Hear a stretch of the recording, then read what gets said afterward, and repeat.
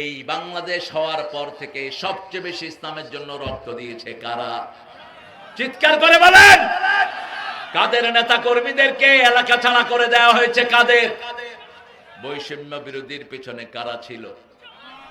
আরো জোরে বলেন। তুমি কে, আমি কে? ওরা বুঝেছে ঠিকই, আপনারা বুঝেন নাই।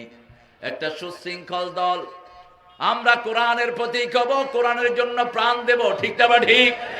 দুই নম্বরে আল্লাহর হাবিব বলেন ওয়াসসামিআ, তোমরা শুনবা, ভালো করে শুনবা, ওয়াত্তাআ, আনুগত্য করবা, ওয়াল জিহাদ ফি সাবিলিল্লাহ, আল্লাহর রাস্তায় জিহাদ করবা। রাজি আছেন না নাই? জিহাদ আছে যেখানে আমরা আছি। এই মাহফিলটা একটা জিহাদ, এই মাদ্রাসাটাও জিহাদ। চূড়ান্ত জিহাদ হলো সমস্ত নোংরা নেতৃত্ব বাদ দিয়ে সেখানে আল্লাহর দ্বীনকে কায়েম করা।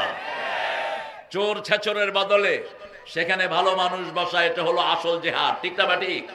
কালিমাতু হাক্কিন ইনদা সুলতানিন জায়েদ, কোন জালেমের সামনে আল্লাহর কোরআনের কথা বলা, যেমন বলেছেন আল্লামা সাঈদী, ঠিক না বা ঠিক? যেমন বলেছেন আরো অনেক সিংহ শার্দুলেরা, এদেরকে বিভিন্ন ভাবে অত্যাচারিত করা হয়েছে। কোরআনের কথা বলতে গেলে যদি অত্যাচারিত হতে হয়, আমরাও হতে রাজি আছি না নাই? আমরা শহীদ হতে চাই, রাজি আছেন তো?